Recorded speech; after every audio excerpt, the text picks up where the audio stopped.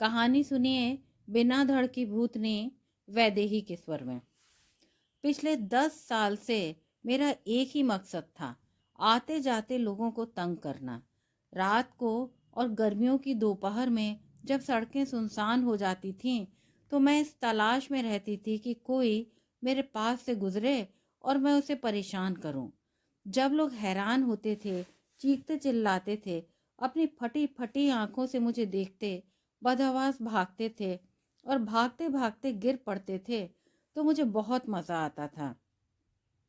उन लोगों को सताने में मुझे खास आनंद आता था जो दुष्ट थे, जिन्होंने कुकर्म किए थे। मुझे कुछ खास नहीं करना होता था। पीपल के पेड़ से टंगी खून टपकाती धड़ से अलग अपनी मुंडी भर दिखानी होती थी। वे अगर मेरी ओर नहीं देखते थे तो एक अट्टहास करना होता था। मेरी विचलित कर देने वाली आवाज़ उन्हें पहले चौंकाती थी, फिर आवाज़ का स्रोत ढूंढने को मजबूर करती थी, और फिर उनकी नज़र मुझ पर पड़ती थी तो अचानक उनके चेहरे के उड़ते रंग देखकर मुझे बहुत तसल्ली मिलती थी। अब पीपल का ये पेड़ ही मेरा घर था।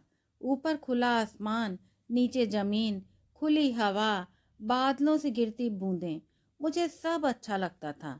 अब तो कोई चिंता ही नहीं थी। न माँ बाप की ताकीदें थीं, न समाज का बंधन था। न जमींदार थे, न पंडित थे, न राजपूत, न दलित, न किसी का उधार था, न कोई एहसान, न खेत, न बावड़ी, न मंदिर मस्जिद, और ना ही कुएं बटे हुए थे। ना कोई दर्द था, ना गम, और ना ही गुस्सा। आज़ादी क्या होती है ये तो मैंने मरने के बाद ही जाना था। कभी कभी सोचती हूँ, काश मैं भूतनी बन के ही पैदा होती, लड़की बन के नहीं। और लड़की पैदा होती भी तो किसी नीची जाति के परिवार में तो कदापि नहीं। 16 साल की ही थी मैं। माँ बापू की बड़ी देखरेख की थी मेरी।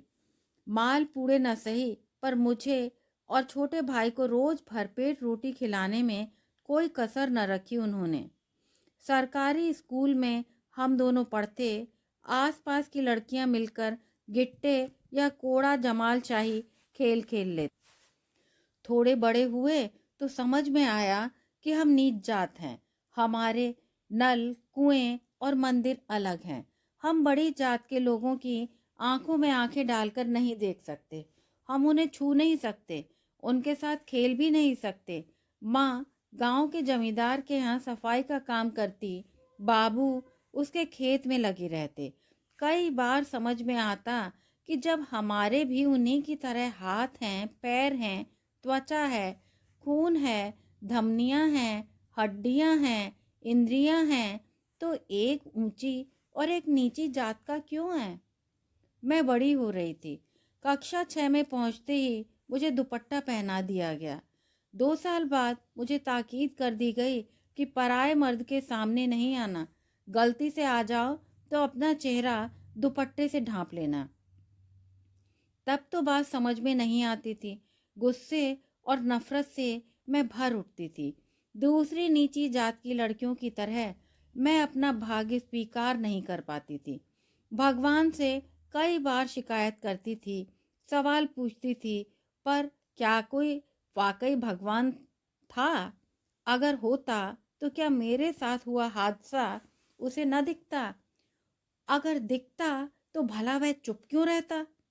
मैं बड़ी हो रही थी। क्या ये मेरी गलती थी? मेरे सीने में भी उभार आ रहे थे। मेरे नाक नक्श माँ की तरह कटीले थे। मेरी हंसी में खनक थी। कितनी बार माँ की डांट खानी पड़ती, बेटी ऐसे मत हंस, थोड़ा गंभीर रहना सीख। मैं कक्षा 10 में थी। कब 16 साल की हो गई पता ही नहीं चला। माँ और बापू ने बचपन में ही मेरी सगाई पास के गांव में रहने वाले दोस्त चोखे लाल के लड़के से कर दी थी।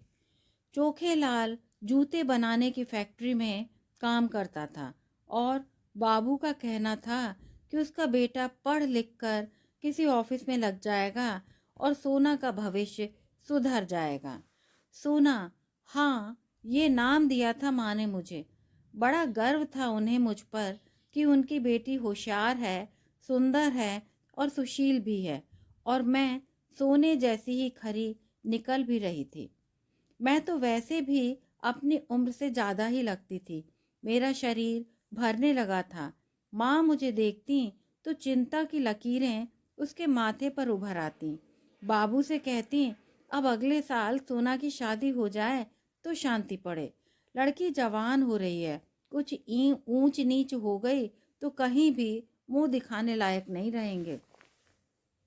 बाबू कहते, चिंता क्यों करती हो सोना की माँ, बहुत समझदार है हमारी सोना, और छोटा भी तो है ना, उसका ख्याल रखने के लिए कुछ महीनों की ही बात है बस। सोना पर तो भरोसा है सोना के बाबू, पर दुनिया पर नहीं। माँ बड़बड़ाती हुई सो जाती या सोते सोते भी जागती रहती। अब मैं इतनी भोली भी नहीं रही थी। दुनियादारी समझ में आने लगी थी। मर्दों की निगाहों, उनके भद्दे इशारों को अनदेखा करना सीख लिया था। प्रकृति ने लड़कियों को बनाया ही ऐसा है कि हर आते जाते मर्द की नज़र उस पर ज़रूर पड़ती है। मुझे लगता था कि मेरी खूबसूरती ही मेरी दुश्मन बनती जा रही थी। उस दिन सहेलियों के साथ स्कूल से घर आ रही थी जब जमींदार के लड़के ने मेरे सामने बाइक रोक दी और बोला, सोनिए, बहुत सुना है तेरे बारे में, बहुत ब्यूटीफुल है तू, अपने जलवे कभी हमें भी तो दिखा। उसके इस बात पर उसका दोस्त ठठाकर हंस पड़ा। चलो अभी उठा लें इसे। मैं डर के पीछे हट गई। दुपट्टे से मुंह ढकने लगी तो उसकी हिम्मत और बढ़ गई। आगे आकर मेरा दुपट्टा ही खींच लिया। मुझे लगा जैसे सबके सामने मुझे नंगा कर दिया हो उसने। गुस्से और अपमान से मेरा चेहरा तमतमा उठा। जाने कब आगे बढ़ी और एक तमाचा उसके गाल पर धर दिया। दुपट्टा छीनकर मैं घर की ओर भागी। तेरी इतनी हिम्मत, तू उल्टा, तूने मुझे छुआ, अब देख तेरा क्या हश्र करता हूँ। कहते कहते उसने शायद छुरा या रिवॉल्वर निकालने की कोशिश की। मुझे तो लगा कि अभी उसकी सारी की सारी रिवॉल्वर से निकली गोलियां मेरी पीठ में लगेंगी या धारदार छुरे से वह मुझे मारने की कोशिश करेगा। पर शायद उसके दोस्त ने रोका होगा। मोटरसाइकिल की तेज आवाज मेरा पीछा करने लगी। मैं भागकर फत्ते चाचा की टेलरिंग की दुकान में घुस गई। मोटरसाइकिल दुकान के सामने रुकी। वो चिल्लाया, बकरे की माँ कब तक खैर मनाएगी? बहुत गुमान है ना तुझे खुद पर, देखना कैसे तेरा सारा घमंड निकालूंगा। मोटरसाइकिल की आवाज दूर हो गई। फत्ते चाचा ने मुझे देखा। उनकी आंखों में एक दर्द उभर आया। कुछ पूछा नहीं, क्योंकि ऐसी स्थिति में सबको सब कुछ पता होता है। उठ के आए और धीरे से बोले, चल तुझे घर तक छोड़ाऊं। वे रास्ते में कुछ भी नहीं बोले, चौकन्ने जरूर रहे। मुझे सुरक्षित घर पहुंचाकर वापस जाते जाते पिताजी से सिर्फ इतना कहा, ध्यान रखना बिटिया का, जमींदार का लड़का पीछे पड़ गया है, जल्दी शादी क्यों नहीं कर देते। बाबू बिना कुछ पूछे सब समझ गए। बोले, बस 15 दिन की बात है फत्ते भाई, सोना की पढ़ाई पूरी हो जाएगी, फिर 3 महीने में शादी करनी ही है। फत्ते चाचा ने सिर्फ यही कहा, तब तक छोटे के साथ भेजना इसे। मैं समझ नहीं पा रही थी कि क्या करूं। बिस्तर में जाकर फूट फूट कर रोने लगी। बाबू ने मेरे सिर पर हाथ रखा। सोना, हमारी बेटियों का कोई रखवाला नहीं है, पूरा गांव ही ठाकुरों जमींदारों का है, कोई मदद नहीं करेगा हमारी, चुप रहने में ही भलाई है। माँ आई, बाबू से पूरी बात सुनकर मेरे पास आई। बिटिया, गुस्से पर काबू रखना चाहिए था, तूने थप्पड़ मारकर ठीक नहीं किया, चल उनसे माफी मांग लेते हैं। क्यों माँ, मेरी कोई गलती नहीं है, मैं क्यों मांगू माफी? मैं चीखी।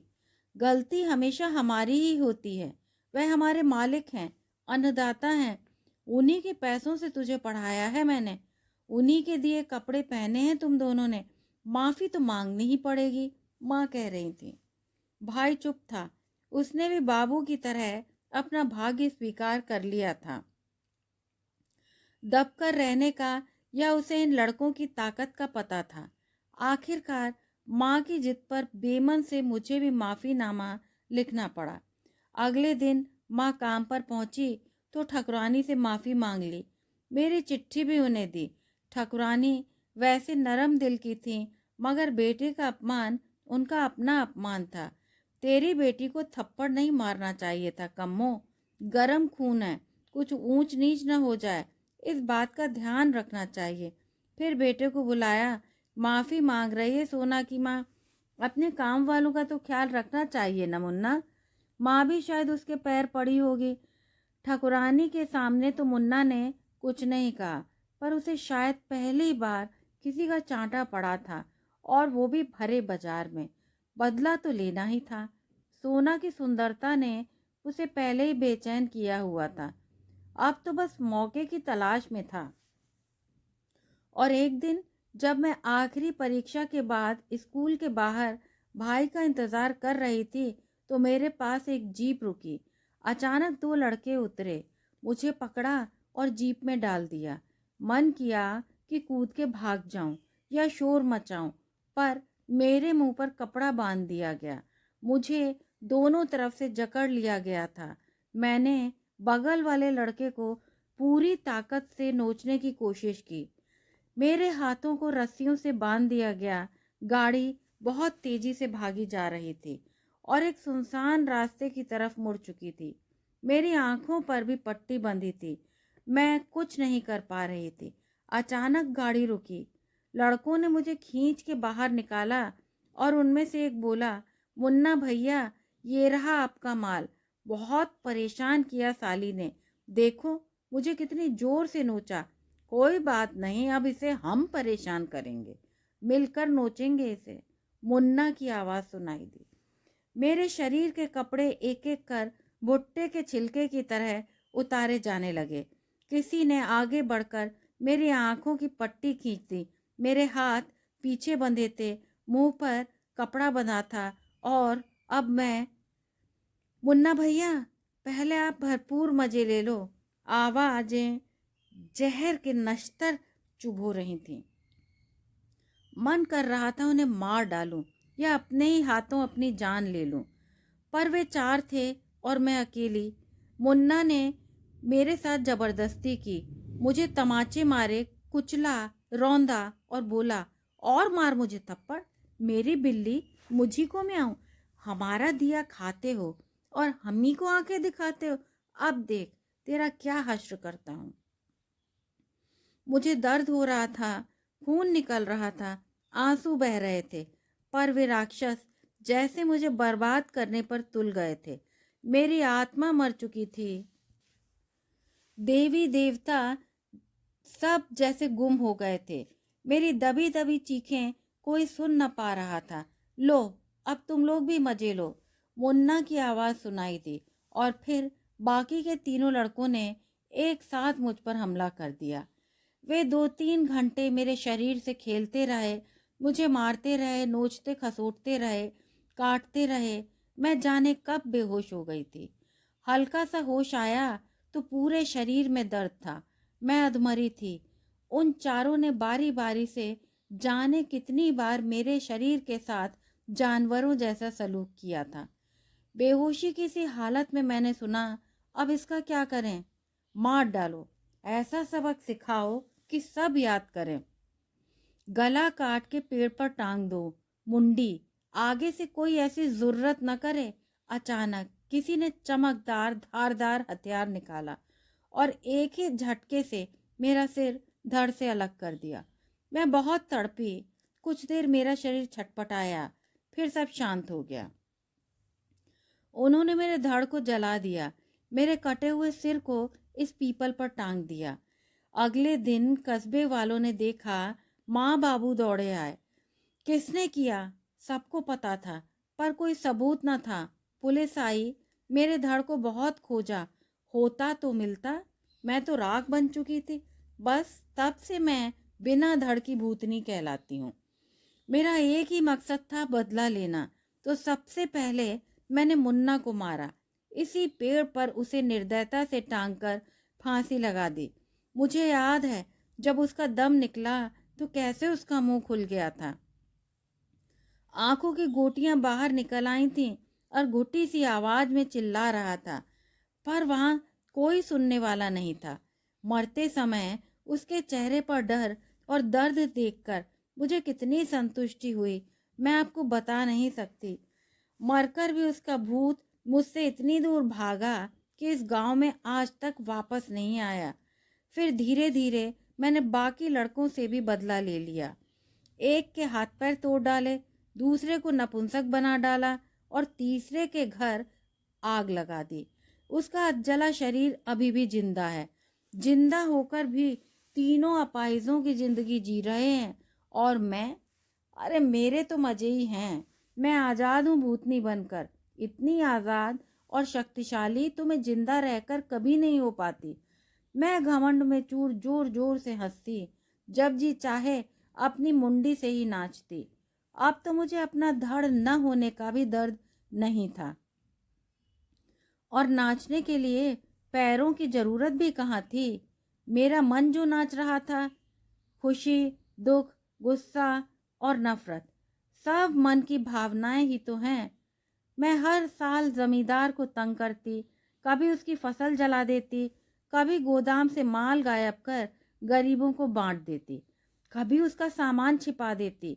उसका पूरा परिवार हर साल पीपल के नीचे आता, दिया जलाता और मुझसे माफ़ी मांगता। धीरे धीरे और लोग भी आने लगे। मैं सबको डरा कर भगा देती। उस सुबह मैं सोकर उठी तो देखा माँ यहाँ कैसे? अचानक धक्का सा लगा। माँ कैसे बुढ़ा सी गई हैं और उसके पीछे छोटा कितना गबरू जवान निकला है और उसके साथ धीरे धीरे चलते बाबू। 10 साल में उन्हें क्या हो गया? कितना झुक गए हैं। ये गेरुए कपड़े में इनके साथ कौन है? मन शंका से भर उठा। और ये क्या?